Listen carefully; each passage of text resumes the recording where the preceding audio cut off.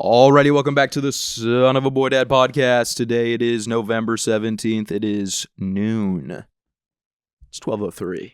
Wow. Exactly. We are here. We're joined by PGA champion Francis Ellis. Clap it up, everybody. Rich millionaire. Thank you. Bomba clutch. I can't believe you won that. I can't believe I won it either. I can't believe it. And I forgot about it a little bit. I forgot about what it was like because so much paycheck came through. No, I still haven't been paid. Oh shit! Haven't gotten the money. You got it. You got it. You go. No, We're gonna no. Stick with it this time. It's the ivermectin. You got it. Was it inadvertent? Is that the word you were looking for? Internet. I wish that was the word that I was looking for. You're saying ivermectin? Invitational was the word I was looking for. Yeah. That's The Internet very useful. Invitational. We shot it, I think it was in August. Yeah. That sounds right. And then it just aired, and we had to keep it a secret. And I won. I won the whole thing. Why did you tell us? I told you. I know. I told you too. Imagine if you didn't tell us. I know. Isn't Would that have what been they have kind to of do awesome. on like Survivor? We would have found out though. Or like America's Got Talent and shit like that. Like you can't even tell your family members. Yeah. Really? I mean, look, here's the thing. We had 30 Barstool producers that were there. So the whole office knew. Yeah. There weren't you guys would have found out. I knew you would find out. And Loose lips Fasoli's fucking blabbing his mouth. there you go. Of course. Man, I'd run through a fence for that guy. I thought it was one of the best pieces of content that I've ever seen from Barstool. I've said this. I don't think that there is a way. It was absurd the way that it unfolded. You had it was so big at the start. 48 players, all the biggest YouTube golf stars, major stars like Andrew Santino. People like that, and it whittled down day after day until it was finally me, Beef, and Brad Dahlke, who is. Can you give a little background on who he is? Because he was such a likable, winning character, and he was like very good at golf. He is part of Good, which is I think probably the biggest YouTube golf group that there is. Definitely. They're kind of like. They don't swear. They're all good people, and they market a little bit to like fathers and their young sons. I think that's their like demographic, to the degree that we've collaborated with them before, and we'll go one video on their channel, one video on our channel, one video on their channel, one on ours. And in the videos where they're on our channels, like we swear, they loosen up a little bit. On theirs, it's like clean. We gotta. Yeah. And it's a similar thing to the Nate Bargatze thing where you're like, you could knock him for, not allowing the word fuck to fly. Yeah. And then it's like, except that they're making hundreds of millions of dollars because 9-year-old boys are like obsessed with them. Yeah. Yeah. It's also, you don't need to swear. You don't need to swear. But when you hear someone hit a bad shot and be like, gosh darn it. Yeah. You're like, what? Yeah, that's a little much. What the fuck was that? Didn't one of them chuck their club too? Like yeah. I mean, look, all the gloves came off in this But thing. isn't that guy who threw his club a good guy? He is. He's We'll also see. the guy that We'll A caught bad guy. in the rangefinder scandal. The slope. Yeah, how nice is it for you that you not only won, but like got to be the good guy So throughout rare. all of it. You're like the So heroic rare. on the right side of history going against these evil, cheating, malevolent, nasty forces. Dude, I mean, again, it's like, I don't know how you could have scripted it. If someone read the script of how that tournament was going to end, Hollywood agents would be like, this is too... It's on the nose. It's cheesy. This has been done 100 times by Disney. We're not making this movie again. It was outrageous. It was truly good versus evil. Wait, so the good guy was the dude with the rangefinder? Yeah. I'm telling this all out of order. And by the way, fucking watch it. Well, no, I've seen. I just didn't know that set. Did Did you watch the videos or no? I've seen parts. Yeah, I'm fully know. I know everything that happens in the last episode. For no other reason than it's good. Yeah, I'm so going good. I'm going to. But also, okay, so by the way, we won't spend the whole episode talking about this. I think people want to hear about this. I'll try to tell Plus it as quickly big as numbers, possible. so we're kind of leeching off of it a little That's bit. fine. I'm thrilled. Talk about the rangefinder situation a little bit. I don't even know where to begin. I mean, there's so much to talk about. So we make it to the finals. The day. Sorry, let me back up. I'll start with the night. The field's 48 people, 2 captains. 24 versus My 24. My parents had sex to make me. Yeah. A tiny speck of dust explodes. I don't even know if that's how you describe the Big Bang Theory, but so it's 24 versus 24. Somehow our team won the first day, squeaked by with points. So half the field was eliminated after the first day. Which is kind of fucked because those are some good golfers. Yeah, you lost all of the Robbie Berger crew except for the Jet. You lost Andrew Santino and Rick Shields, who won both of their matches. And I thought that was kind of, in hindsight, unfair. It's like if you win both of your matches and you don't advance. Yeah, I think that next year, a team that if they replicate the formula, a team that wins both of its matches on the first day should be allowed to play a playoff hole against a team that lost both of its matches and is advancing on the coattails of its team. Yeah, I would agree with that. Something like that. But are they doing this every year? They'd be dumb not to. I don't know how you don't do it again. I mean, every video got 5 million views. So at this point, if I were you, I would just start really focusing on your golf game, right? That's what I did all summer. This could be a yearly thing for you. And I bet the prize is a year. Dude, I was probably in the bottom third of the field as far as skill. Yeah. I really was. Not next year. No, I mean, truly, dude. We're paying for training. That's what this money's going towards. There were We're going to be Asian mothers. Yeah. We're reinvesting this money. We're going to get a golf simulator in this whole corner just for you. Hey, I'll take it. Just me piping in remote to the pod from Florida all winter. Guys, the connection's a little spotty. Yeah. So it gets down to the last 12, and you got to remember that because it went 24 versus 24, then 12 versus 12 on the second day, and we came from behind on the second day to win, and then after fighting so hard with your team of 12 to advance, the second the last hole is over, you are now opponents. Dang. And that's a weird vibe. And we had dinner. And then Dave was like, all right, if you guys can, amongst yourselves, select your teams fairly, I'll let you do it. Instead of just choosing 4 captains. The final day was going to be 4 teams of 3. Mm-hmm. And at this point, there's still there's 4 A players, 4 B players, and 4 C level players left in the field. So the thought was that each team would have an A player, a B player, and a C player. Who tiered the players? Is that based on handicaps? Yeah, handicap. Based on handicap.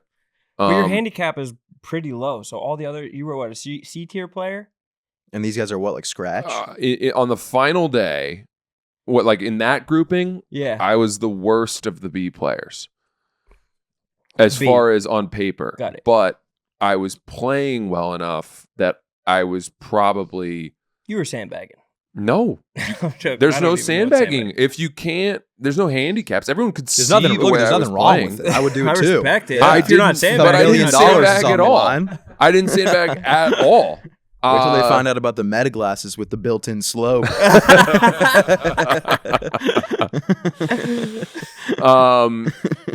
We selected the teams. It worked out that I got to play with Brad Dahlke, who was the best remaining player by far. He played college golf at Oklahoma and won the national championship, I think, for them. I think he was a deciding player to have won the national championship for Oklahoma in golf. That's crazy. Then he tried to go pro for a little bit. I think he was having some issues with his driver, and the margins at that level are so thin that if you just have any issues at all, you're fucked. Ultimately, And the issues with the driver is like that he's like driving it consistently like 10 yards shorter than. It's not like he's like. It was more the dispersion. Oh, He couldn't keep it straight. Got it. These are according to him. Like me, reminds me of myself. With your gay ass. Irons off the tee box. Yeah. Should have told him that. Could have gone to the tour. My boy Sass is irons Smart on the golf. box. Wait, so you said that they let you pick the teams among yourselves, and then you said somehow you wound up with Dalkey. How did that?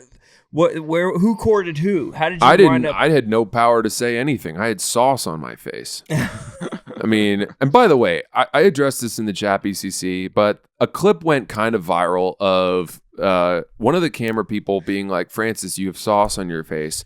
And I said, I don't care. Do I look like I care? I'm wearing my goofy, dumb sun hat, covered in sunscreen. I'm a different shade from everyone else in the fucking field. And it was 97 degrees and bright sun in August in Missouri. So I don't care that I don't look good. I had to protect myself. Everybody's in shorts with like wet towels over their head just to keep cool. And I was like, I'm not here to bang chicks. Yeah, it's kind of a funny rejoinder. And then Paige comes over the top and says, not in that hat, which everyone was like, wow, Paige ethered Francis. It's like, she said the same thing I did. It would have been an ether if I had been like, I'm here to bang chicks. And she was like, not in that hat. Yeah. That would have been stuffing me in a locker. Yeah. But I was like, I look stupid. And she was like, you look stupid. It's the same tone. Yeah. Right? Yeah. Yes. Anyway. That being said, though, you got the final comeuppance against her. Sure but did. She was in that final match. She was kind of... she was giving it to you a little bit. She was like, guess you never played professional golf before. Yeah, she said we wouldn't give her a putt on the first hole. That was like a 1.5 foot slider outside the hole. And I had a putt for bogey. And she was like, is that good? And I'm like, no. I said, if I miss mine, you're good. Because then they could have 2-putted to win. Yeah. But I had a putt for bogey, which would have meant that they would have needed to make this downhill sliding putt, even from a short distance, to win the hole. And she said, just shows you've never played competitive golf before. And I was like, what do you mean? Like, we're playing for $1 million. Yeah, I feel like that's the opposite. You gotta you gotta make those putts. Yeah, it's not like on the stress. It's not there's like all in the kinds of Masters. stuff. They're like, here, you don't have to finish that one out. And we're pros here, right? We're all pros. Yeah. I don't know that I heard her even say that quip. And then I think Brad mentioned it to me on the next tee, which instantly got me steaming. And I went up to her partner, her teammate, Melosi. He was like, don't give us those putts. And I was like, yeah, what the fuck was that about? And then they were like, I was like, if she wants to make this match like that, if she wants to turn it into like the mudslinging Barstool fucking dirty war that we know how to fight, like, I'll happily go there. But I didn't think that she wanted to do that. Yeah. And I think you were about to write a blog between 9 and 10. I brought my Palm Pilot to post a blog. Furiously with the I'm on the first hole with Paige. I can't spoil what happened, but needless to say, she sucks. No, but then she was like, I think she realized that she did not want that. And she was like, can we have a truce? And I was like, yeah, sure, whatever. But so that was funny that she did that. But then later on in the match, eight holes later, she's like stomping down. She gets a little unlucky in that she does something where she mats down the long grass around Melosi's ball. And then Peter Finch, who is like the moral upright kind of compass of the whole tournament, good guy, came to Brad and was like, I just saw her improving their lie. Who's the moral compass, a.k.a. the snitch of the group. Yeah, but Brad had told him to keep an eye on them. He had assigned them this because I think he knew maybe, I don't want to put words in any of their mouths, but they're a dirty team. I think there was a suspicion that Mo might not have been playing straight.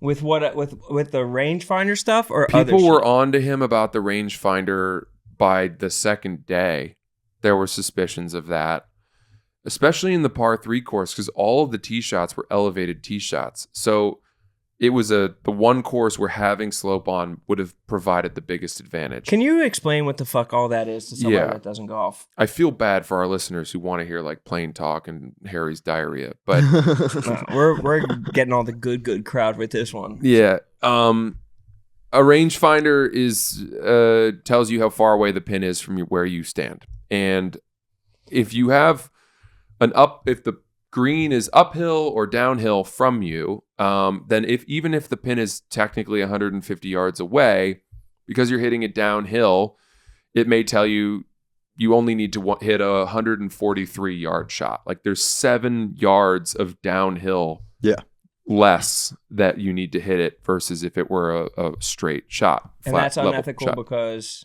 Well, because some rangefinders doesn't allow slope to be on your rangefinders. It's one of those weird things. In fact, I don't think they use rangefinders. I don't know if they use rangefinders at all. They don't. Well, why would you be using one at all? Or like, why is it so like it's like a button click away, but it's on everybody to play ethically? So you know what I mean? Like that's almost putting too much trust in all. Why not just use like the cart one?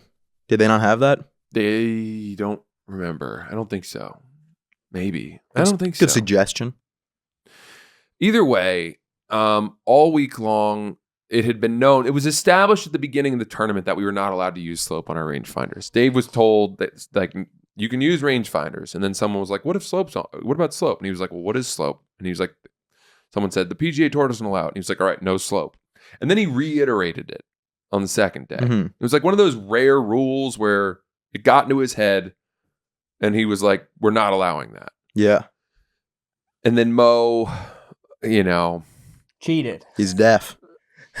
Look. Can he not hear? He got selective hearing. I don't know. I don't know what to say about it. It's on camera. You don't have to say anything. I'll happily say it. That thumb was active. I think even if it wasn't on in that moment, it was on all week. And it was on in that moment. There's no chance to me that he did not flout that rule to some degree. And well, his excuse was, I had it in my hand because I was going to show it to them because I knew that there was a problem. But on the video, he has it in his hand, clicks it off, and then puts it back down. So it's not like he picked it up and like was like knew he was on camera and took it right over to them. He just got caught so red-handed. He got caught and bad golf. The page thing, the matting down of the grass happens. Oh, they were falling apart. They bring this to us on the next tee box, which was the 9th hole. Did you guys know at this point, like they're crumbling completely? No, they were either. I think we were tied in the match, and going into the 9th hole, we had no sense whatsoever that they were cheating at all. Yeah. Either about the slope or the matting down of the grass. To us. Up to that point, it was just a neck and neck. And they're all really good. All 3 of them are actually very good. At cheating. No, you can't include Frankie in any of it. He had nothing to do with any. He truly like was oblivious to it and did no wrong at all. Yeah. Just covered for them. Yeah. No, I don't actually. He was just following orders. The way it went was that Brad said to me, like, I was just told that this is what happened with the grass. Like, what do we do? And I was like, ooh, I don't know. Boy, oh boy. I was like, what do you think we should do? And Brad was like, I think we just let it go. We won the hole anyway.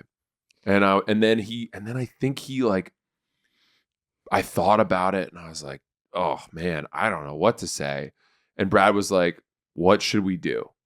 Which to me meant that my guy, our horse, our leader, our Masters, experienced Oklahoma Sooner national champion +8 handicap guy who knows the rule book of golf front to back was like, what do we do here? And he's like, Barstool guy, professional comedian. Like, you got to step up and that's your role. I don't know. I don't even know if he was being like, go do it. Hit some crowd go work do the on dirty work.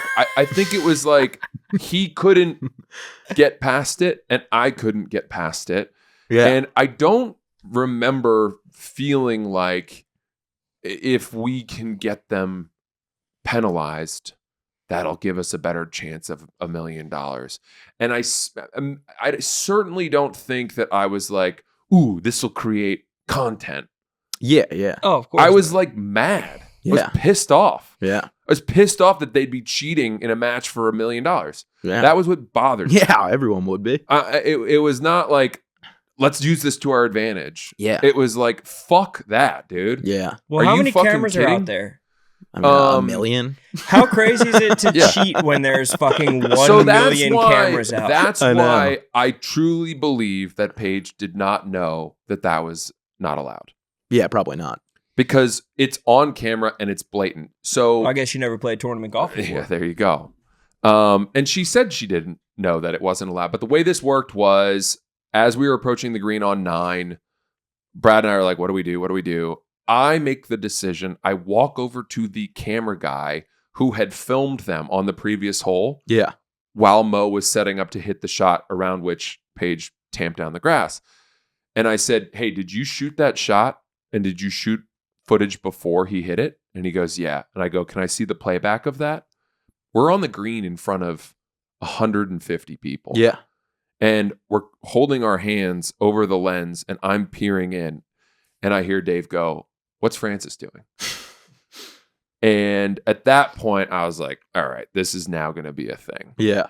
And he ended up not having the footage on his camera, but another camera got it. Mm-hmm. But I didn't know where that guy was. He wiped it. He wiped the footage. And so without seeing definitive evidence, I was not prepared to file a formal complaint. Of course. If I had seen it and what actually happened, I would have gone to Dave and been like, this is fucking horse shit. Yeah, yeah. But I couldn't see it and I couldn't find it. So I was like, all right, I don't know. And then they heard about it. I told that Paige was like, what are you guys doing? And I was like, someone told us this. We're not going to press it. It is what it is. We're moving on. Yeah. She gets very upset because this now implies that she is cheating. Yeah. While that's happening, Joey Coldcuts goes to Dave and tells him about the Mo Slope controversy, which instantly takes center stage on the court over anything to do with Paige. Yeah, yeah. But the thing was that we didn't know. About the slope? We didn't know that Whit and Dave and all the people that were around, the whole gallery was consumed by the slope thing. Yeah.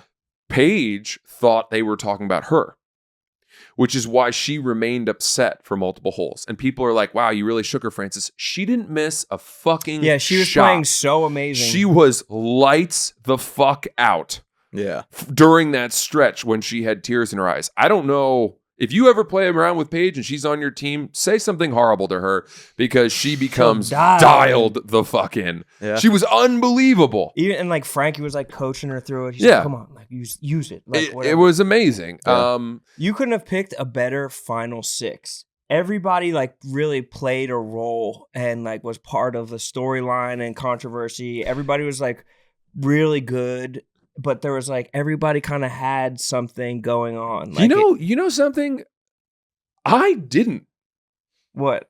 I thought about it. I was like, I'm kind of the one person in that final that really didn't have much going on. But you like were able to like when she came at you, you were able to have something to give it back to her. Yeah. Or when the rules were being broken, you were the one who had like the chutzpah to be like, hey, the rules are being broken. And I guess so. Yeah. But and by the way, I'm not complaining. Like it was funny to me that as someone who often is in the center of controversy in a lot of these things, I don't think that I was certainly not the A storyline, nor was I the B storyline. But with that said, the Mo controversy swirls behind us. It's going on and on. Meanwhile, we're continuing to play. And it's just like, it's kicking off. Like people are looking at footage and there's golf carts congregating. We're hearing yelling behind us and like Mo's being pulled aside by Dave and we have no idea what the fuck's going to happen. And Whit and Dave are going back and forth. Yeah. They like bet with each other and like Whit's trying to be like, he's obviously on their side. Yeah, Like, you and Brad is just trying to get me and Beef to calm us down, like keep us focused, coaching us on what shots to hit next. I did hit one good shot in this period, which was a putt from off the green to an inch. But I knew at this point that I was getting so fucking nervous, and we ended up winning the 15th hole, and we're up 2 holes coming into 16, and the trophy and the $1 million are within grasp. They are. You could reach out and fucking grab it. We're up 2 holes with 3 holes to go. If we win one more hole, it's over. Yeah. And Brad is just playing better golf than anyone I've ever seen in my fucking life. No matter what horrible position we put him into, he bails us out time and time and time again. And I have to step up on 16 and hit a downhill tee shot on a par 3 with water on the left. I know if I put it right, I'm putting us short side, the pin tucked, tough pin, and I cannot feel my fucking hands. Why? Because you're just nervous? Hyperventilating. Bro, I've never in my life, I was saying this again on the Chat BCC, like I've in my life, when I first time I had to went to kiss a girl, first time I lost my virginity. Second time you lost your virginity. Well, we're not talking my anal virginity, but you know, my vaginal virginity. When my hymen was broken. No. Was it your anus or their anus? Getting in trouble. You know, get all these moments, any moment in my life that I can think of where I was like that was the most nervous I've ever been. Piano recitals as a kid, playing lacrosse in college. Your first rap battle. Nothing compares to the way that I felt for the final 3 holes of this fucking golf match. I stopped talking. Yeah. I couldn't swallow. I was so worried I was going to pass out. Yeah. And I couldn't believe I was in this position, because when you're up 2, I don't know for sure if it would have been worse if we had still been tied. But my mind immediately went to, if we lose now, it will be your fault. Ooh. You'll have blown it. We will have blown the lead. We will have choked. Yeah. We will have done the wrong thing. Mm-hmm. And I skull fucked an 8-iron over the green and ended up on the back fringe, and Beef and Brad are talking. They hit a good one onto the green, and Beef is like, I'm going to hit a pitching wedge, a runner pitching wedge. And I went over and I was like, dude, do not hit a wedge. You and I need to putt everything off the green. You and I are in the exact same headspace right now. I can see it. Running a pitching wedge is like the ultimate recipe for disaster. I was like, dude, we need to be putting everything from off the green. And they disagreed. Yeah. And Beef kept the wedge in his hands and sure enough, bladed it over, which meant that Brad then had to hit another flop shot off a tight lie, which he executed perfectly, and he puts the ball to about 4.5 feet, maybe 5 feet, which means it's now my turn to putt again. Yeah. They are pretty much going to get in for bogey for 4. So I have to make the putt to have the hole. Yeah. Right? If I had halved this hole, then we're up 2 with 2 holes to play. Oh, okay. Which means they're dormy, which means we could tie a hole and we would have won the tournament. Yeah. I would say that there was a 0.000% chance I was making that putt. Yeah. In that moment. There was never a chance. Yeah. Missed it right. Now we're up 1. Mm-hmm. Tightening up even further. 2 holes left. 17th hole. Beef is teeing off. Frankie they tee off, hit a perfect one. Beef tees off. Beef just didn't hit it very far. Yeah. But it didn't matter that much because Brad was able to hit the subsequent shot so far. But Brad has like 250 in, and I remember him being like, I'm going to take 6-iron. And I was like, what are you fucking talking about? And he was like, I'm just so jacked up right now. I think I can get 6-iron there. I was like, I've never heard of someone hitting a 6-iron 250 yards. No, never. That's outrageous. Adrenaline was just coursing through his veins. Yeah. I'm going to putt it. Yeah. I'm going to putt from here. Sand wedge. Putting man. bringing your adrenaline in as a factor is so crazy. And he knows that That's from playing so insane. much competitive golf. Yeah. I can hit it 250. 256 That's iron. crazy. And he did, but he hit it way short. I don't Yeah. think he hit it perfectly, and he hit it way short. So now I'm like 20 yards from the green. They're on, and I'm hitting a putter. Yeah. From 20 yards off the green. Yeah. And I'm never going to get that speed right. Yeah. And so I putt it. Beef has the next putt. We don't make par. They make par. It's tied. Yeah. Coming into 18. Brad is teeing off. Frankie is teeing off. Yeah. Frankie pulls his ball right into the fucking long grass. Brad hits the longest drive I've ever seen in my fucking life. And it was 600 perfect yards. too. Into the wind, down the middle, baby cut 340 yards. Jesus On a par Christ. Mo gets the next shot out. They're a little ahead Sure of he us. does. They're a little, yeah, right. No, that shot was incredible by him. He hits a great Using shot. his Because that was hands. such a tough spot. I was just throwing the ball. Yeah, Just kicks it. T-shirt cannon. Just, He's got the driver that's just the button.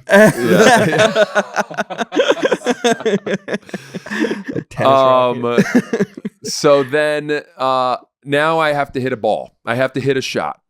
The whole gallery is on the green. Yeah. Dave, Witt, fucking Yans, everyone we know, Robbie Berger, all those guys. 20 Cold drones cuts. overhead. Oh, of course. You know, the whole staff of the golf course Yeah. is out watching. They're on the cliffs like they're Ewoks. Yeah. You know, just like poking their heads out of these caves. And like, I'm like, how did I get here? Yeah. How the fuck did I get here? One other small note. I had to drink during this Yeah. because I was about to throw up on myself. So I was trying to drink just a little bit to like quell the nerves. And at one point I had finished a drink and I yelled to Witt, who was close to the halfway house. I was like, hey dude, can you grab me another John Daly? And he was like, sure. And he brought it out to me and I took a sip and it was pure vodka. Why would you ask the guy who bet against you? I didn't know. I don't think I knew that he had bet against me. I think he tipped the woman like $50 to be like, keep going. Keep going. You asked for a John Daly and he just has a syringe. Like, no, it's vodka. I swear. Just put it in your arm. So I had finished that drink, you know, and I'm standing over the ball on the 18th hole. There's water long. There's a bunker and I think water left. Were you There's a tipsy? bunker front right. No, just terrified. Beef is hitting after me. Yeah. I know how he feels. Yeah. If I put him in a bunker, we're fucked. Yeah. If I put him anywhere, bad. Yeah. We're fucked. Because we don't have Brad next. We have Beef next. Yeah. I take a 7-iron. It was 184 yards. And I hit it so wobbly and so mediocrely that it just ended up being a perfectly fine mistake. Yeah. Fairway 10, 15 feet short of the green. But when I hit it, I couldn't see because it was over a small mound and I thought it was going in the water. Yeah. That would have sucked. And I go silent. I go, fucked. And they're like, oh, I don't know. And Beef, you can hear Beef going, don't go in that bunker. Don't go in that bunker. And I remember watching it and being like, I've lost it. Yeah. I've fucked us. Yeah. We drove up, see it sitting there pretty. I'm like, oh, thank God. Thank God it's not on me. And Beef can now putt. And Paige has their shot, their third shot from the fairway. She has 160 yards in. And I didn't see this happen, but she didn't hit a good one. She came up short of us. Ooh. And which meant that they're now hitting their fourth shot and they're away. So they have to go first. And this is where Frankie steps up and blades it over the green into the water. And the second he hit it, I was like, go. Yeah. Get in the water. Get in the water. Yeah. And it did. And then they were like, okay, well, that's it. It's over.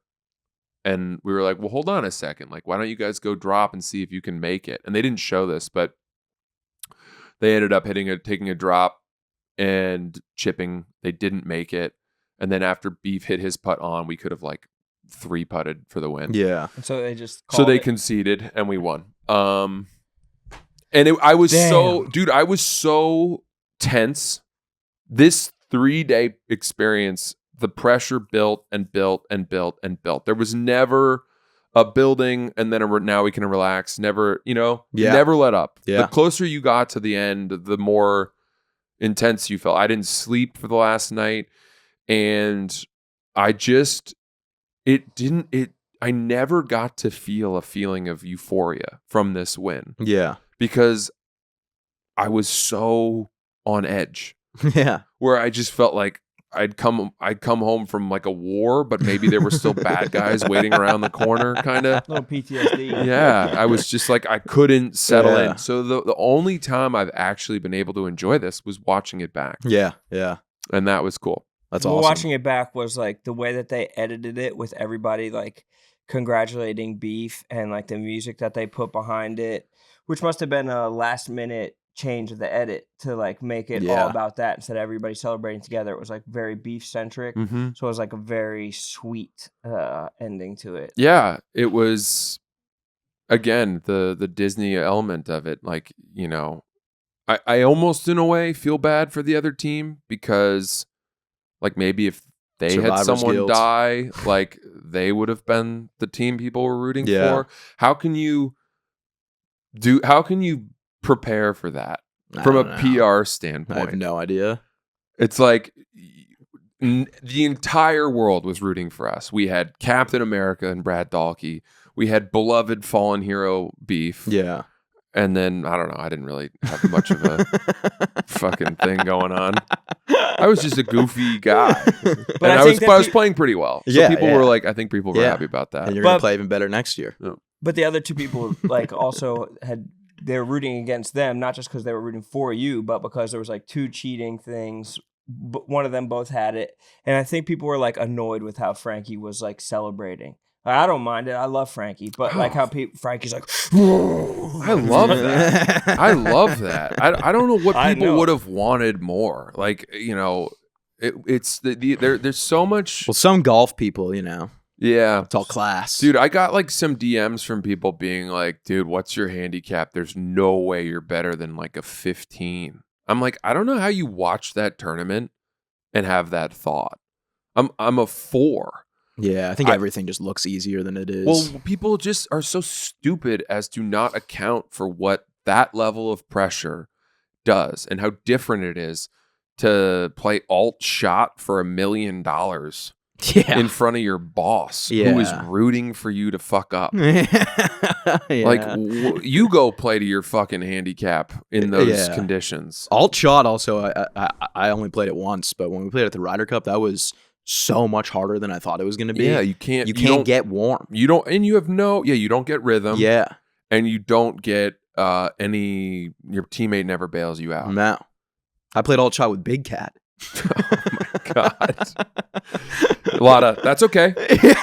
Yeah. We'll be all right. We got to a point where we were like, as long as it's just heading towards the hole, as long as it's just in the direction of the pin. Don't worry about the distance. Go that way. Yeah. Yeah. Well, I think that we've been saying it. I think me and Sass have been saying it probably since January, but is there any more confirmation that Year of Francis? It's the Year of Francis. I mean, we've been saying it for so long, and you're like, no, it's not actually. No, you're going to jinx it. It's November. It's late November. Like the things that would have to happen in the last 40 days of this calendar year. You could, don't you dare tempt. I'm not saying that, Lord. but I'm just saying Year of Francis. Yeah. There is plenty of time. November 17th. For me to choke this year away. 2 golf tournament wins, Netflix show. Yeah. Massive W's across the board. Huge podcast success. Stand-up comedy out the wazoo. Successful tours, sold out shows. And writing the book too. Well, the best your body's ever been. Yeah. Best shape of my life. Ready for war.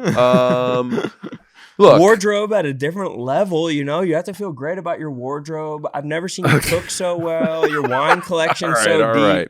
Pie. All right. Pie. Yeah. Look, hi, very kind. And you guys have been always saying this. I reflected on, I had posted at New Year's of 2024, New Year's Eve, a post of me. It was a little like woe is me, but I was just so down at the end of 2024. And I'd had such a bad year going through the divorce and like I wasn't on medication yet and I hadn't figured out anything and I'd lost so much and I was just in the pits of despair. And I posted a photo of me holding my drink and being like, I'm sitting in a fucking hallway away from the party because everyone else is celebrating and reflecting on a great year that they had. And I have nothing to add to that conversation because it's been a horror show. It's been a horrible, horrible year for me. And so I'm sitting alone. And here's to anyone who also had a tough year and believes against all science and reason that somehow next year will be a better year. And it flipped completely on its head. 2025 has been awesome in every metric, as you guys said. I don't know what Let's make him an edit right here. Coming I feel next. like that's like a perfect spot for an edit. I'm so pumped. Someday. But, And nothing hurts anymore. I feel kind of free. It's been great. And I really don't know where it came from. I don't know what happened. And I feel very lucky. But I also just want to share the message, which is a follow-up to anybody that post resonated with, that, if you're in a really tough spot, it can go to the opposite extreme if you're willing to do, what little work you need to do to make that happen. I was working as a court clerk. Yeah. Frank the Tank just had that speech, and he got an edit out of it. I saw that. That was good. Yeah.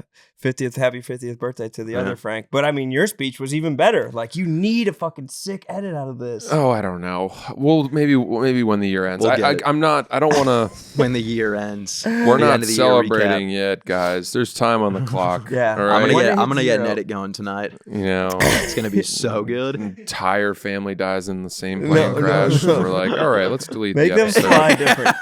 Make them fly on different planes. Yeah. Speaking of edits, so we can't use music anymore. I'm trying to make an edit for my Call of Duty Black Ops 7. Can't use music, so I think you guys should make a song. We could do that. Yeah, we can make our own music. I think that's a good idea. Wait, what do you mean you can't use music? We're not allowed to use music anymore. This is why I had. I know, but I'm saying just don't link it to your just use it as music and just put it on your personals and don't use it as a promo clip. Oh, is that what the rule? I thought it was just. I think it's just none ever again. I would look into it. I haven't even listened to music. I'm so terrified of this thing. Yeah. You say you stopped. I deleted Spotify. Yeah. I'm not trying to get anyone in trouble. Burned all my bootleg CDs. Yeah. I mean, these fucking lawsuits. Had to go out into the woods with a record player. Yeah. Footloose.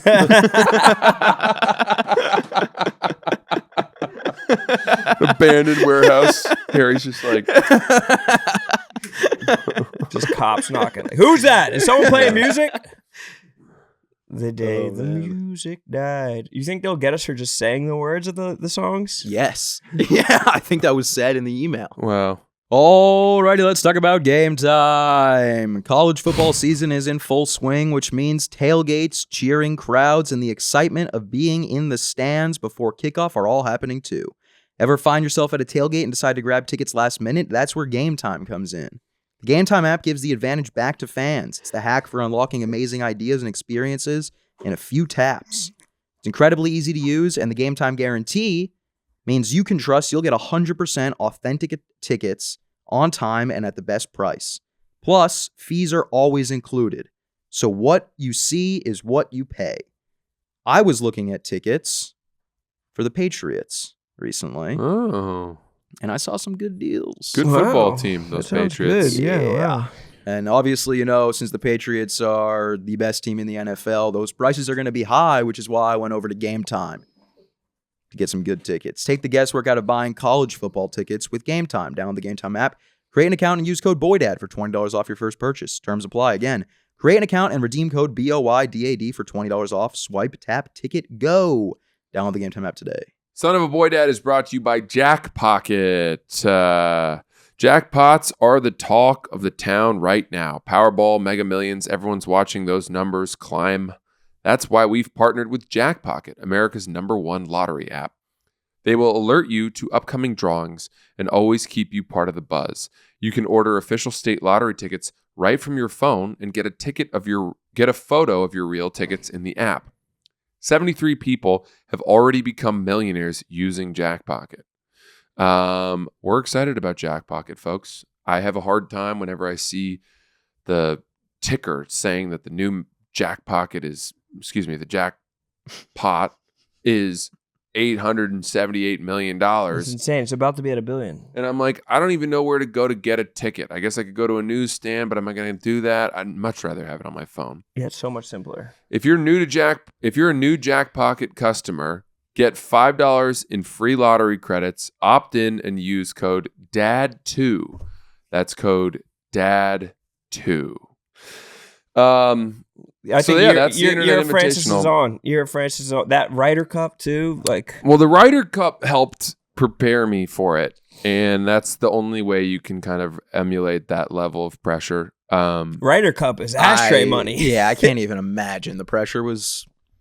I mean, I had to play Kirk Ryder... one-on-one. Oh, yeah, but you smoked him, didn't you? Well, but I went into that knowing that would be, there was so much behind it. Like the previous year, of he had dominated me, and I was like, I want to face my fears here, and prove to myself that I can see it through. And that was why I didn't celebrate at all. I just didn't want to let myself get too high or too low, and just take care of business. And that was kind of the mentality I tried to take. People were wondering why I didn't get rise more to the bait from Paige.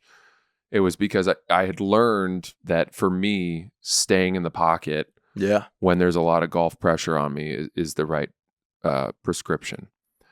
But dude, and a couple John Daly's. Yeah, a couple John Daly's. It was like, and Wellbutrin. The craziest.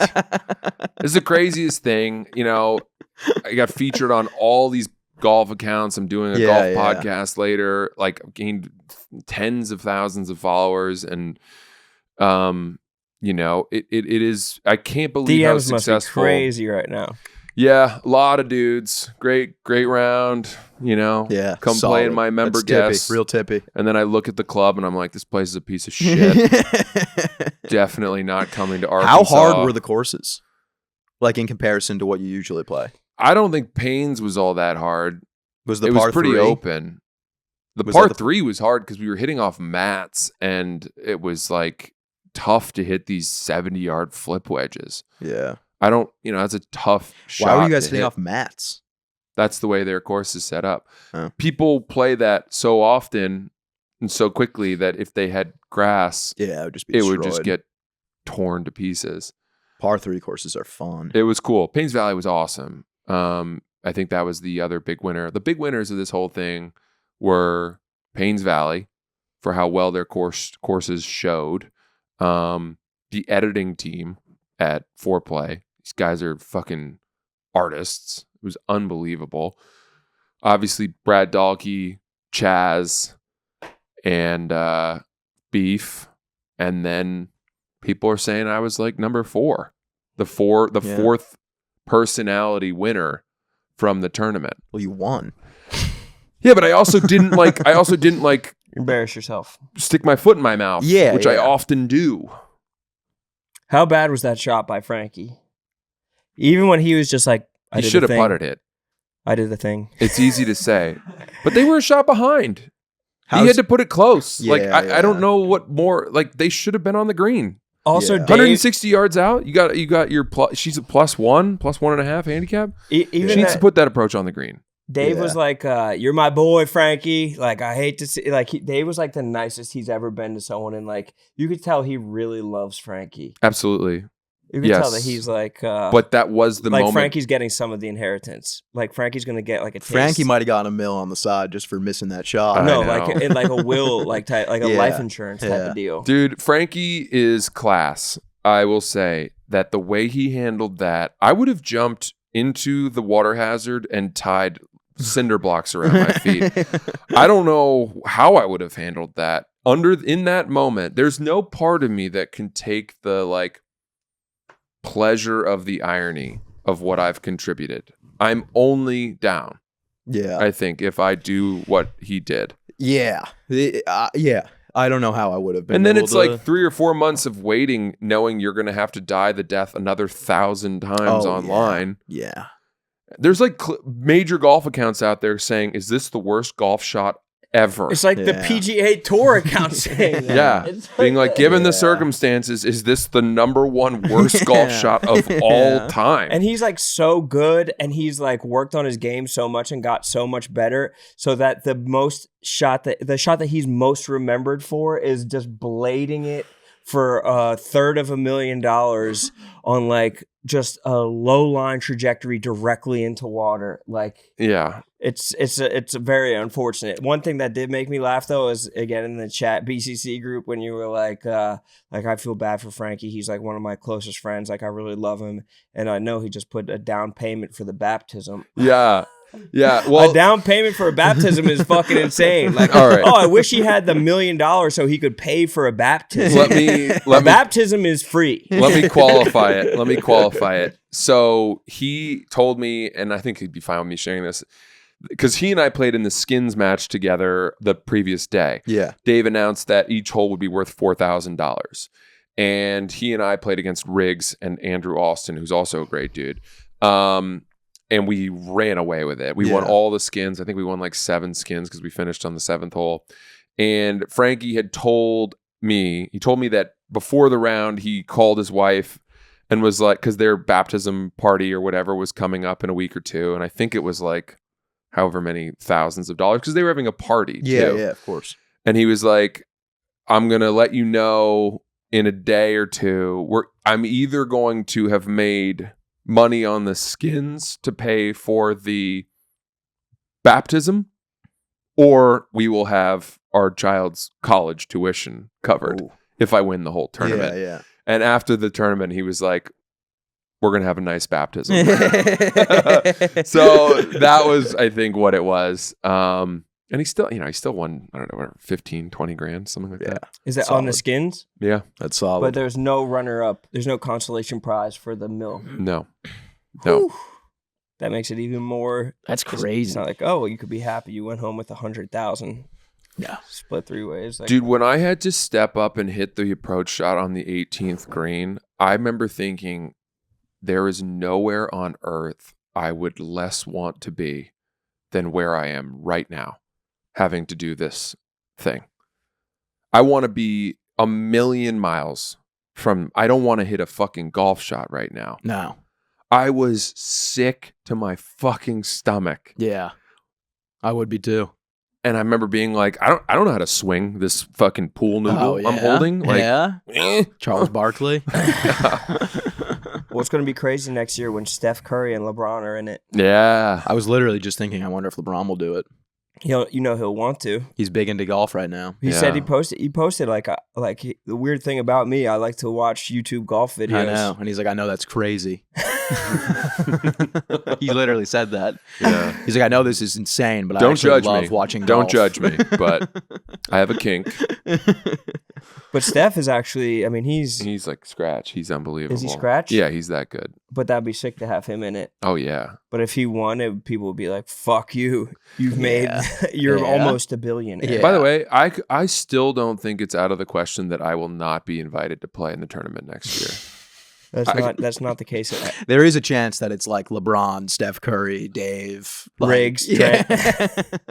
I just think it's like one of those things where I'm like, my only hope now is that I get invited to play again. You definitely will. I wish that There's no way they don't invite the winners of the year before. Yeah. they'll invite Brad. That's for sure. I might be like, remember, dude, I wasn't even in the fucking tournament. They took me out. Then beef. Harry, That's what beef was like. hello. I know. Sorry. What's going on? Just Jerry's texting me 1,000 times. Let's leave that. Yeah, that's what Okay. I'm good. I'm good. We call Jerry, tell him, It was all of a sudden my phone just started exploding. I didn't know what was going on. It's okay. Turns It's only out it's like nothing. It's not like we had a conversation right before the podcast about how About rude not it going is on to our phones. text while you're on. I don't the get a lot of podcast. texts. Typically, I don't get like 75 at once from Jersey Jerry. Yeah. Had to make sure no one died. Do you have crack? Yeah. I relapsed. Tell me you have crack. Where are you? Was there a chance Jerry was going to be in it? He was supposed to be in it, and then his due date was like coincided with. Oh, that's why? Yeah. So he had to withdraw.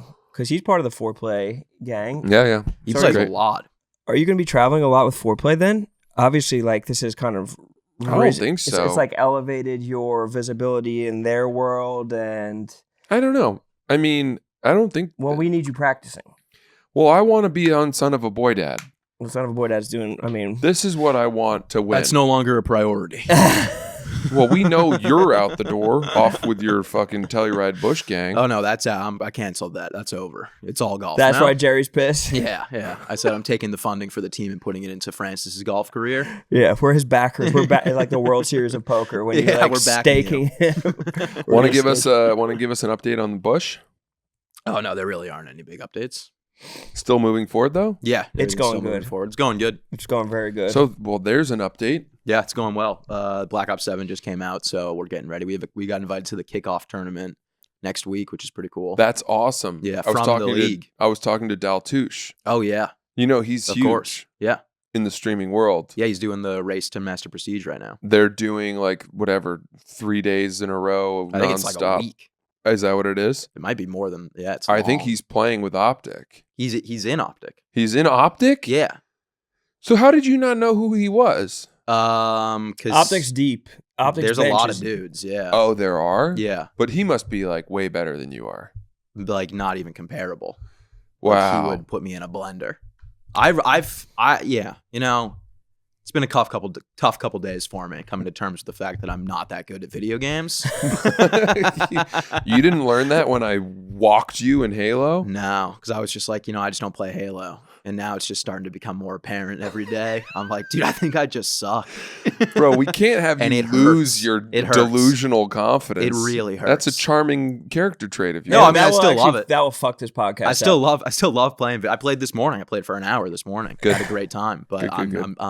I need the delusional. I'm mediocre. confidence. I'm mediocre. What is doing this? to I'm you? maybe a little bit above the mid. No, in 2026, you're going to be having like a conversation, being like, "Yeah, end of 2025, I thought I was mid. I thought I was like mediocre." This You're happens gonna every time there's a new game. I think I suck. And You're then gonna I have get better, but you're gonna be outside the New Year's party, being like, "I don't know how things should get worse." That's how it feels. It feels like I'm outside the party right now. It feels like I'm in the hallway.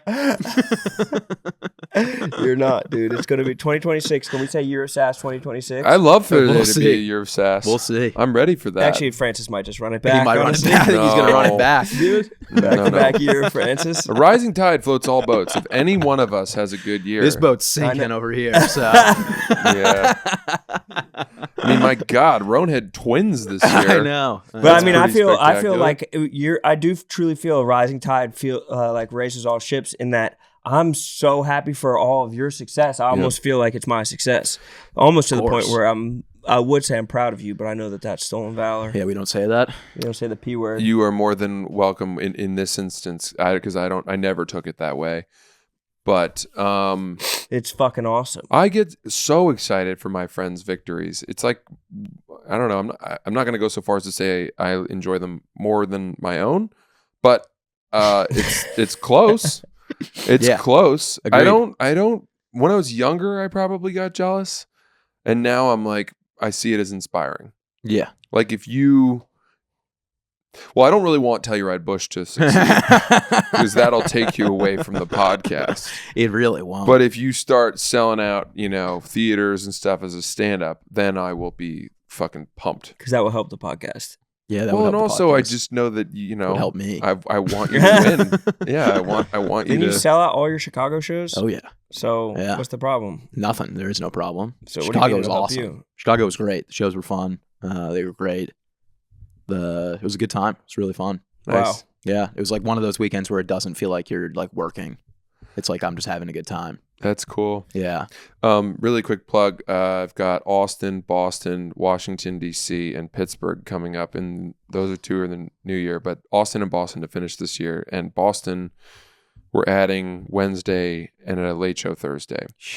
So if you don't see the tickets yet, they're coming available. And you might not even see them then because they'll probably be gone. Yeah. Yeah. Get them on the resale market. People, by the way, people keep sending me links to secondary market ticket prices for my shows, and they're like, "Dude, I know you're good, but really $1,500?" And I'm like, "Are you out of your fucking mind? It's always funny when Don't they do that. ever buy a ticket to I am not at the level where that should be up at all." People hit me with that, and I'm like, dude, there's tickets for sale on their website still. Like, it's not sold out. Go to the comedy club's website. Yeah, Go to the just club's buy the website ticket. and buy the ticket for $30. Don't pay $1,500. Why are you on Ticketmaster? Podcast is brought to you by Game Time. Oh, yeah, of course, Game Time. We love Game Time. Game Time That was links, more of a shot. That was a Shot shot. at Ticketmaster. well, Game Time links directly to Ticketmaster. Is it? It links to it. Yeah. Well, Whenever you buy tickets on Game Time, which I know you've done. I do. I do that all the time. I don't know. I'm a little lost here. I'll tell you guys a little bit about my weekend, my beginning to my weekend. I texted you guys about it. I don't really know what the situation is here. I don't really know if it's that good of a story or if I'm in the right or the wrong. Every time you have said this, it has been one of the best stories you've ever told on the podcast. This one's not. I mean, I already texted you said this guys about the everything missing girl. Yeah, that one was way better than this one. No. Yeah. Don't you do that. Don't you set yourself up for failure. It's a false modesty. We will be the judges. This one's not. It's not as good. I also sort of already told it on the yak, but So I got kicked off. When you were my doing flight. that, I was fucking pissed. I know I should have saved it. I was like, you really While fucking I was saying it, I was like, I should have saved it. But giving it away. So I got. They sold my seat on my flight. Like what happened to you? You remember when you were saying that you were like they sold my seat, but you were there because you hadn't checked in. They didn't sell my seat. I think Or they gave it away. Gave it to a guy. They like upgraded a guy who was on the plane. Yeah. So I got. So the boarding closes 15 minutes before departure. A lot of times it's 10 minutes. A lot of times it's 10 minutes, and it's if you get there and the door's open or closed, right? Like if you get there and the door's closed, you're like, it's over. If you get there and the door's open, you're like, okay, I made it. Yeah. I got there exactly 15 minutes before departure. Huh? Doors are wide open. Gate agent's still there. People are still boarding. You already checked in on your phone? Checked in on my phone. People are still boarding? People are still boarding. The doors are wide open. Yeah. And I get up and she goes, whoa, are you on this flight? And I was like, yeah. And she goes, what's your name? And I said, Harry Settle. And she goes, oh no, we just gave your seat away.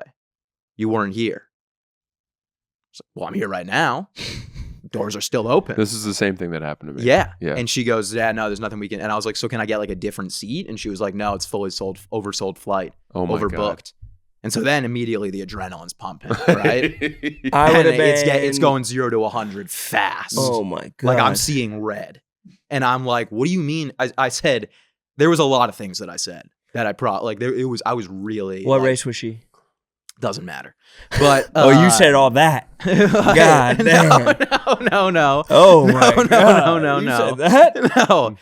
But it was like she's looking at me and she's like, we gave your seat away. The guy that got my seat is standing in front of me. And I'm like, How'd you know that? because she just scanned it. And then she goes, wait, are you? And then he goes, am I good? And he goes. I was like, but I paid the money for the ticket. And then they just gave it to a dude. Why did they think you weren't there? Are you sure you checked in? You have to check in to go through TSA. No, you don't. Yeah, you have to show their boarding pass. Oh, you're right. Whoops. And then they were just, there was nothing. And I'm like, and they're like, we oversold the flight. And I said, how do you oversell the flight? There's only a certain amount of seats on the plane. And then she goes, well, every airline does that. And I was like, that doesn't make. And I said, how is that my problem? I bought a ticket. And then she was like, there's nothing we can do. And then I said, I'm going to lose my job because of this.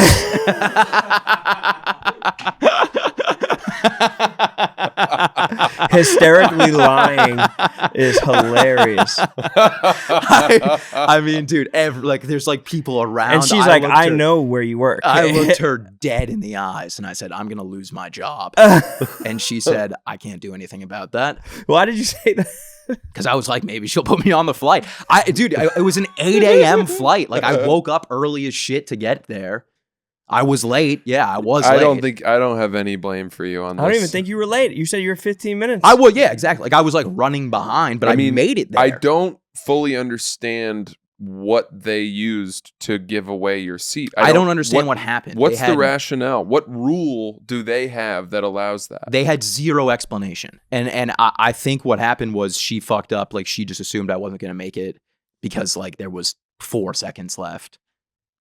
Why did she give the seat to that guy, though? Was he on standby? He was on standby. Oh. Yeah. And he got a first class seat? He got a first class seat. From standby? Yeah. And then 2 people boarded after.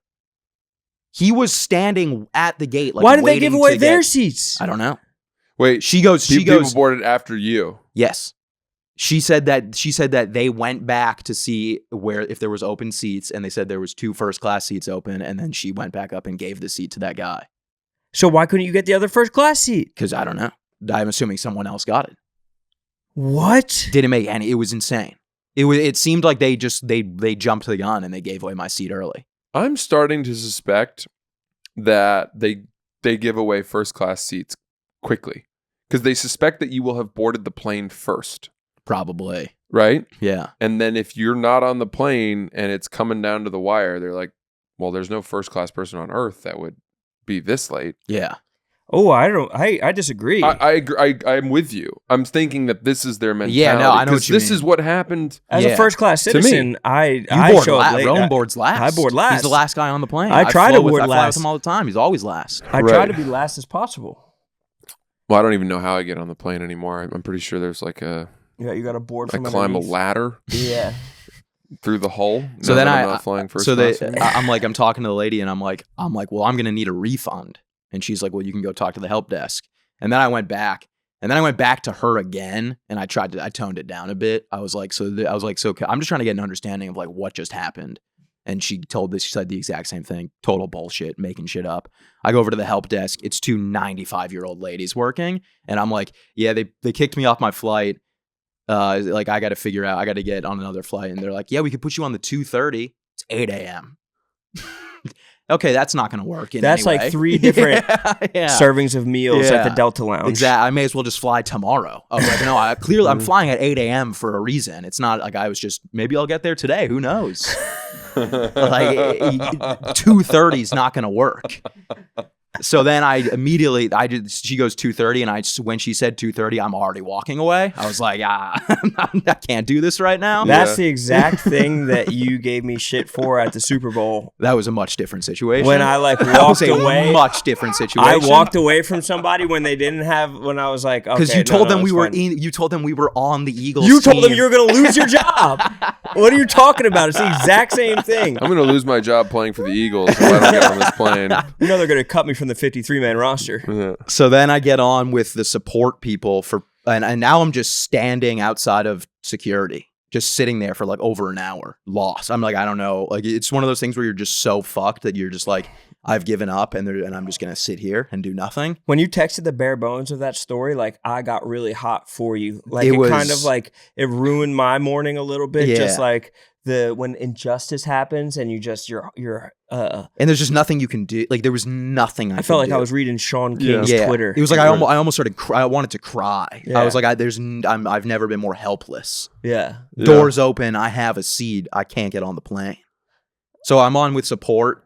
You should have Red Rovered through there and just been like, I know, I thought about sprinting onto the plane. Dude, I'm on with support. The guy's like, sorry, we can't give you a refund. I was like, you've lost your fucking mind if you think I'm not getting a refund. Immediately, he's like, we can give you a refund.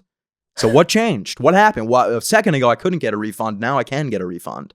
All you got to do is ask. Yeah. And then you have to be indignant enough. Yeah. It's really like about how indignant you're willing to get. Yeah. And then I'm on with them. And then so I get my refund, and then I book a flight through United, have to get in an Uber to the next terminal, get on that, whatever, easy, get to Chicago. What airport were you at? LaGuardia. You Ubered? There's a shuttle. You can easily get to the next. I didn't even know. I had walk, no idea. You can walk between the terminals at Really? LaGuardia. Yeah. I had no idea. How much was the Uber? $5. I don't know.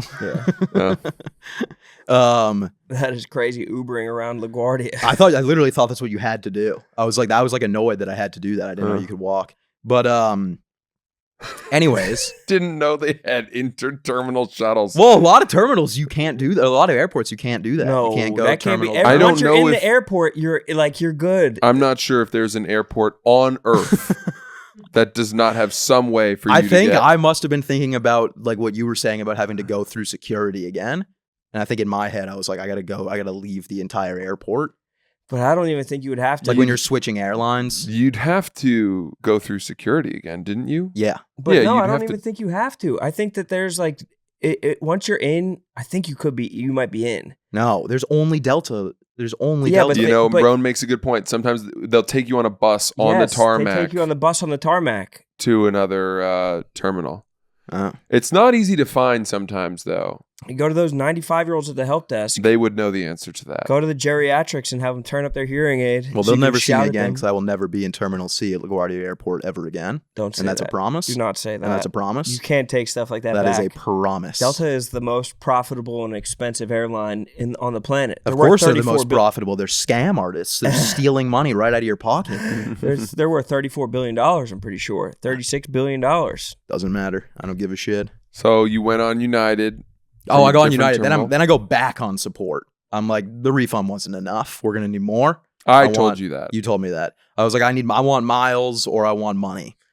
And then I'm on with them for like 3 hours, like the whole day. I'm just back because I was doing the text one. Oh, where it's that's just the worst. on your iMessage. Why would you do that? You got to talk to a person so you can put pressure on them. The pressure had been applied once I said I was going to be contacting the DOT.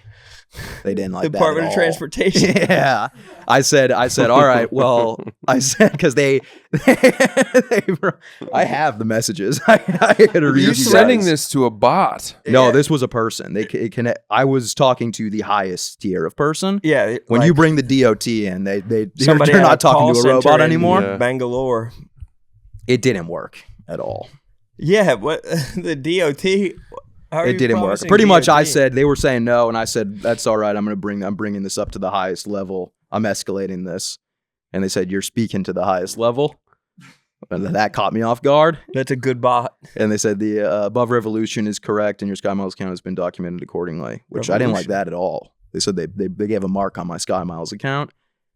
And then I said, understood. In that case, please provide the full case number and notes that were added to my Sky Miles account so I can include them in my DOT filing. You're and a they Karen. said, and they said, we respect your decision to file with the DOT. Regrettably, we cannot release internal documentation, blah, blah, blah. This is a bot. Pretty much, they can just fuck you and nothing happens. I got in touch. The DOT, so you contact the DOT. I gave them like a documentation, all of my shit. You really brought Oh this yeah, because to if the you file Department with the DOT, then they reach out to Delta, and then Delta has to give you an explanation as to Where what did you hear happened. this about the DOT? Dude, I was Googling everything. I had like multiple screens pulled up trying to work this thing out. Dude, you just get steamrolled by these billion-dollar companies, and then there's just nothing you can do. Yeah. And then I contact the DOT. I give them all my information. Delta replies, "We have no record of you being on this flight." So it's just like, okay. So, and they're like, if you can provide documentation, I go on. They're saying the flight got canceled. So they're scamming. Yes. There's just nothing you can do. Did you have like a screenshot of your boarding pass or anything like that? It's all expired because I didn't make the flight. But if you take a screenshot of the boarding pass, Boarding pass is gone. but I know it gets deleted, but that's why you have to screenshot it because like it'll update and then it'll be gone. But if you take a screenshot of it, that's permanent for you. Yeah, I don't know. It was just like You got to have your ducks in a row, brother. It was just insane. If you Like want they to were carry it out, saying- you need paperwork. Yeah. They said that the lady at the gate said that that they called my name over the intercom. Never happened. Well, you weren't there. Yes, I was. Did you have headphones in? No. Before that, they might have called it. Before you got there. Well, then that would be insane. Why are they calling my name when general boarding is taking place? And why are they doxing? And why are they doxing? Better not have been my government. So yeah, not really that good of a story, but it was frustrating. It's infuriating. It was pretty frustrating. Well, I'm still a little hot from you're the whole thing. You're a United. I'm a United man now. Flew United home yesterday, first class, half the price of the Delta ticket. Had a bed for a 2-hour flight. Fine by me. That's the kind of service that United delivers. I can't believe you are buying first class tickets from Chicago to New York. Well, I didn't on the way there. What's that? I didn't on the way there because I got kicked off the first one. Yeah. But I had an option, and then I was like, what am I even doing? I was like, I'm just going to fly coach. And then no one was even sitting next to me. It was great. No, but I'm saying on the way back, why did you buy? Because I know you don't have United status, so you didn't get upgraded. You bought a first class ticket from Chicago. Full price. Coming off 6 shows in Chicago. You were flush. I just don't think that's what was the Don't price? Make me explain myself. Brother. What was the price difference? Be honest. In first class, $200.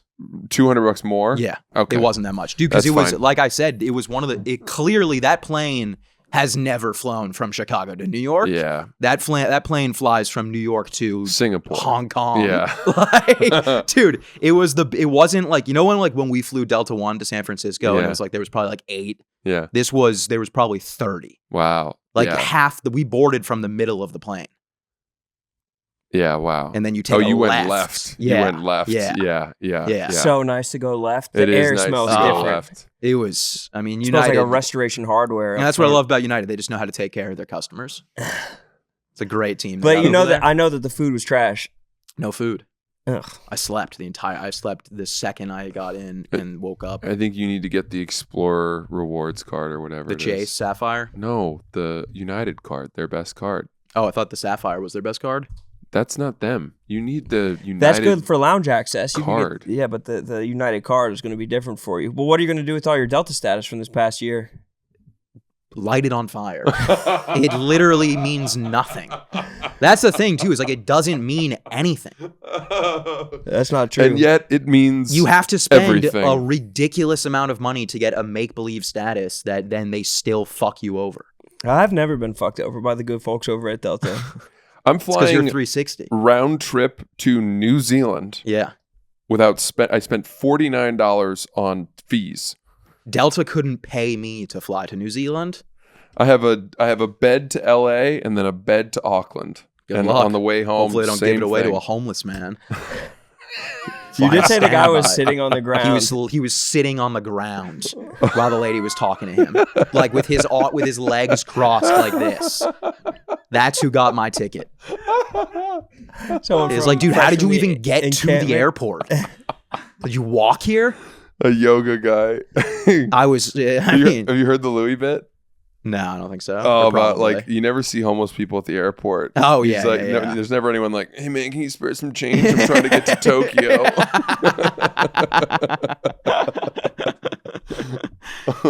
Yeah, so that sucked.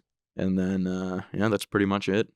Great shows, though. Really fun shows. The shows in Chicago were great. The Saturday Late Show was a little odd. Someone puked, I guess, in the sink. And that club is really small, so it kind of smelled it.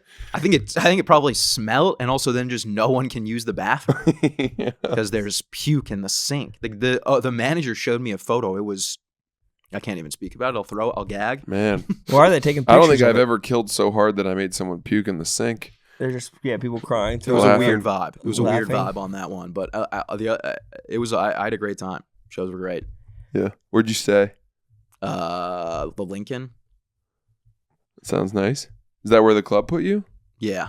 Uh-huh. You said it was not nice? Yeah, no.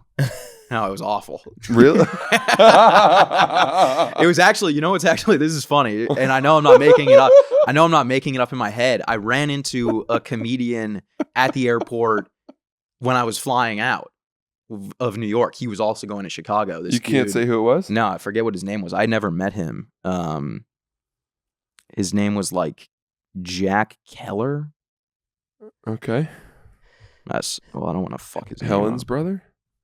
Jeffrey Keller. Okay. And he was doing Sunday, but he was going early to do like spots in the city. Mm-hmm. And I know I'm not wrong that the hotel was weird because I got in and I was like, oh man, it smells like shit in this room. And then he DM'd me and he was like, yo, does the hotel you're staying at smell like fucking ass? And I was like, yes, it does. Yeah. So, do you remember the moment where I changed you into becoming a person that had to have nice accommodations in first class? oh yeah, it was when we flew to San Francisco. It was me. Yeah. I feel bad about that. Oh, I don't care. I feel like I hooked you on a drug. It's a little bit of a drug. He's a little bit too young to be hooked on this drug. Yeah. I'm, first of all, I know we know you hate that.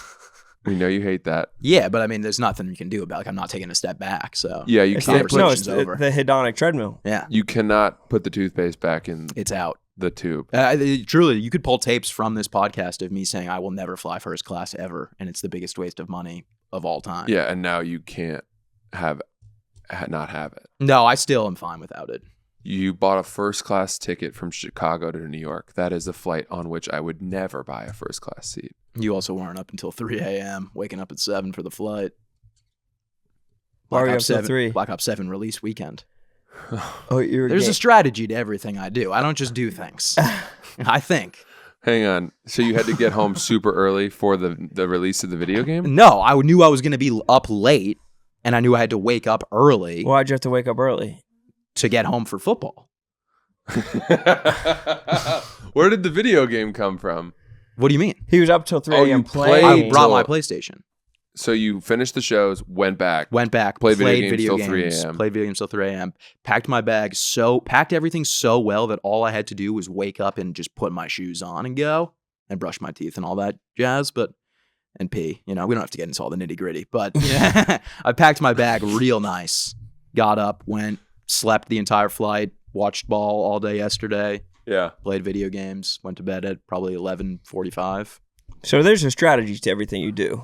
Yeah, Very strategic. very strategic Yeah. Perspective. perspective. Can I give you one tip? Sure, always Okay. welcome. This is probably silly. Mm-hmm. I have found in my life, in dealing in moments where you dealt with the Delta agent, the woman Yeah. who was not budging, they judge you, Oh, right? yeah. I was being judged. Which is to say, what were you wearing for that flight? Not even this. I know you just got this sweatshirt I fresh did just for get this. this sweatshirt, but no, I did. I think I was literally just wearing these pants and that jacket. Yeah, something similar, right? Yeah, dude, the guy in front of me was laying on the ground. Yeah. Well, He was probably looking at you being like, yeah, of course they gave me the seat. Some fucking homeless guy was showing up. I have found that if you dress up, they treat you better. Yeah, I should have worn And a tux. I'm not A top saying, hat. yeah, I'm not saying you need to do that, but unfortunately, it is the way of the world. I'm And for not- flying, I tend to try to dress a little bit better because I worry about a situation like that, and you Well- need every advantage you can get. You're not wrong. You do, but I will say I think me and that lady ended on okay terms, which I was happy about because I Yeah. came in swinging, but she She- was swinging back. Of course, I don't have any blame for you here. And then I came back in and I said, we're all humans, right? I would not take a swing back from a lady like that. Take a swing back. Yeah, I wouldn't. Like you said, she was swinging back. I would not take that. Well, I wasn't really taking it. Yeah. Yeah. Great. That's why I said, that's not my problem. That's your problem. And what did she say to that? She said, all airlines do it. And I said, that doesn't make any sense. You should have said, if all airlines jumped off a bridge, would you do it? Checkmate. See, that's something that you would have said. I wasn't thinking fast enough. Yeah. Too early in the morning. It was so early. You need to have your Phoenix Energy drink before you get on a flight like I that. know. Just so you could, in case you need to argue with somebody, you need to have all the bullets in the gun. Yeah. It was also annoying because it was like I woke up early because I was going to go do the yak. And I missed most of the yak. And then it's like, well, like why did I even wake up early? Now I'm just here. And then I just sat in the hotel room waiting for the show. That's brutal. Did you have any sweet Chicago meals? No, not really, to be honest. Pretty Francis, have you ever gone to Emilio's Bellado? Yeah, a couple times. Did you wait in the line? I have once, yeah. How did you get in the other times? Somehow we had a reservation, I think. I don't even think they do reservations. Maybe they don't. I don't know. One time I waited in the line with friends for legitimately 2.5 hours. It was such a joke. I think that restaurant is one of the most overrated places in New York. Ooh, strong disagree. You really like it? I went this weekend and it was amazing. I've saw so many people say that it's overrated, and I went in and I had some of the tastiest bites of food I've ever had. That veal parm is good, but the other stuff, I don't know, man. I think there's way better Italian food. Way better. I had some I had chicken parm this weekend. Okay, talk to me. It was fire. If we're talking Italian. Yeah, no, we are. Yeah. Yeah, well, talk to me. A Chicago parm? Just a little Chicago parm. I mean, you know what I did do when I got in? I was like, I'm gonna get a classic Chicago dog. Yeah, right. I've done that, and I ordered because I just got in. You had a hot dog delivered. I had a hot dog delivered. That is nuts. Yeah, and I thought I got multiple, and then the order got there, and it was one hot dog. I waited probably an hour and paid probably like $20 for one individual hot dog. Oh my God, you're such a diva. You're such a Kardashian at this point in your life. No, I really I'm pretty much off Uber Eats completely. I've been picking up with DoorDash. You know, you can set it to pick up. Yeah, I'm on that now. Shout out Jake Malasek. But did they have They brought you just like, was it a Chicago dog with like a bunch of shit on it, or was it just literally just a hot dog? A raw dog? You didn't even get like, it had, like Gardinero on it? Jardinero? It just had ketchup mustard. Oh my God. And it was pretty bad too. It wasn't good. Oh, you think a hot dog didn't travel well? It didn't. A single hot dog with the sauce already on it didn't deliver well. Yeah, in Chicago, like if you're getting a hot dog, you should get it their way, and that like almost makes it a little bit more worth it that you have all the accoutrement lined up on it. Yeah, but I didn't want all that. I didn't want all the gizmos and gadgets. Yeah, but then why not just walk to a hot dog stand, which is undoubtedly right outside your door? I really should have just done that. You should have just or like go to a fucking 7-Eleven. 7-Eleven hot dogs are fine. Yeah, for hot dogs. Yeah, I mean it's just a hot dog. All the same. Yeah, there's really no good for you hot dogs. Yeah, unless you're getting like 100% chicken hot dogs. Kosher blessed. Yeah. Have you guys read Upton Sinclair's The Jungle? Of course. Yeah. Have you? Mm-hmm. About manufacturing? Well, yeah, About factories? It was you really read that book? No. Oh. It was the book that like famously depicted the meat processing factories in Chicago. Yeah. And it was meant to be more of like a immigrant story about socialism and the perils that face immigrant families in New York, America. But all that anyone took away from it was the horrible conditions of the meat factories in Chicago. Yeah. And I actually think it might have like contributed to the founding of the FDA. Oh, really? So that there was any sort of quality control whatsoever. But I remember distinctly reading this passage about how, the cows would go down the processing line and get like slaughtered or whatever. Yeah. And then they'd like carve out all these things. And then it all the innards and things would drop through a hole in the floor, or whatever was useful meat would be taken out. Yeah. And then all the slop and the hooves, and the fucking innards, and the this and that would end up just kind of on the floor. Mm-hmm. And these guys would come in who were like smoking cigs and ashing in it with their boots on and like tramping through it, and they would shovel it all into a hole in the middle of the floor, and it would drop down another level, and that was what went into the sausage casing for hot dogs. Yeah. We're making poor sausages. I'm pretty sure it's like not that much better now. Yeah, I mean, like it's whatever's left over. Yeah, it's nasty. Disparate animal parts. Yeah, great for like a nice cookout though. Great. Yeah, at the ball game. Oh yeah, having some hooves. Yeah, having a hoof sandwich. This is why I only eat chicken dogs, which are made up of beak and feathers, feet. Yeah. Chicken liver. Yeah, that's nasty. Do you guys want to talk about Fish Week at all? That was last week. Yeah. Man, that feels like months ago. I know, it feels like that was a while ago. And then there was another thing too. What was that movie? I saw a movie. Oh, I saw that movie with we were talking about that last week. Stavros. Oh wait, never mind. That was in the episode for Tomorrow. Yeah, Thursday's yeah. episode. Got a fun episode coming out Thursday. Very special guest. Yeah, You'll banger of an episode. What was Fish Week? Fish Week. Yeah. Yeah. Thoughts, questions. I was concerns? amazed at how good Ron was at shooting. Oh yeah, That was really cool It was to watch. incredible. Yeah. I was amazed how good of a guide Harry was on the river. Dude, people were like, there were some people that were like actually mad at me about that.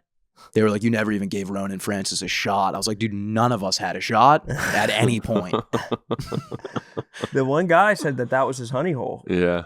Yeah, he did say that. The guy who was our shooting guide. Mm. He said that was his spot. So Yeah. maybe we did have a shot. I don't know. Maybe we did. It's tough fishing new water like that, Yeah. on a limited amount of time. It didn't really make me feel like that was the formula, though. But my only thing is that, like, a huge part of it to me was being able to go back to your apartment or your house.